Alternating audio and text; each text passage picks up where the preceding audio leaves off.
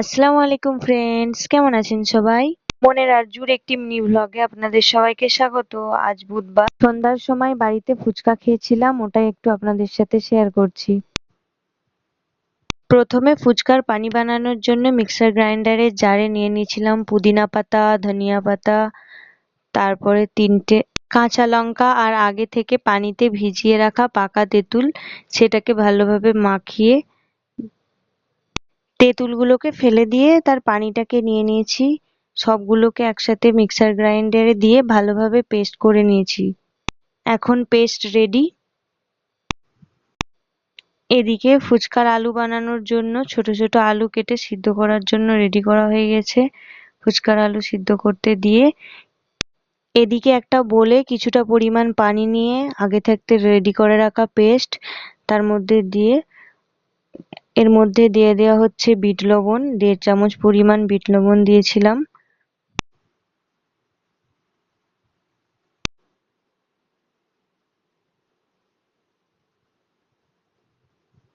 Half চা চামচ পরিমাণ সাধারণ লবণ, 1 চা চামচ পরিমাণ দিয়েছিলাম চাট মশলা,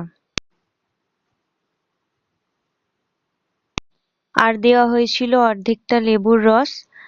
এতে চিলি ফ্লেক্সও দেওয়া যায়, আপনারা যদি একটু ঝাল বেশি পছন্দ করেন তো চিলি ফ্লেক্সও দিতে পারেন, বাট আমি দেইনি।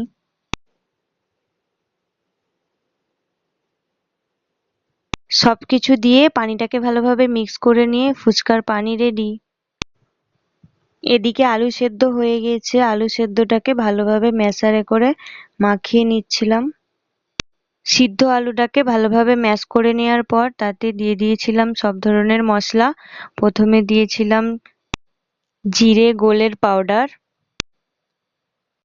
স্বাদমতো লবণ, চাট মশলা,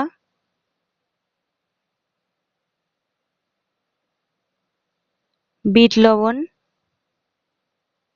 আর অল্প পরিমাণে ধনিয়া পাউডার। এর সাথে পরে অল্প পরিমাণে চিলি ফ্লেক্সও দিয়েছিলাম। এগুলোকে ভালোভাবে খেয়ে নিয়েছিলাম। আজ সন্ধ্যাবেলায় বাড়িতে ফুচকা খাওয়ার প্ল্যান সকাল থেকেই হয়ে গিয়েছিল, তাই কিছুটা কাঁচা ছোলা ভিজিয়ে রেখে দিয়েছিলাম আগে থেকেই।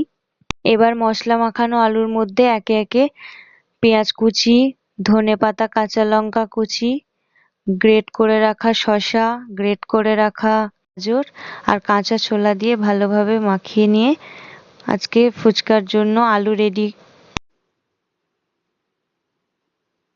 এগুলোকে মশলা মাখানো আলুর সাথে ভালোভাবে মাখিয়ে নিয়েছিলাম। সবকিছু রেডি করে নিয়ে বসে পড়েছিলাম ফুচকা খেতে। আয়াত টিউশন থেকে চলে এসেছিল।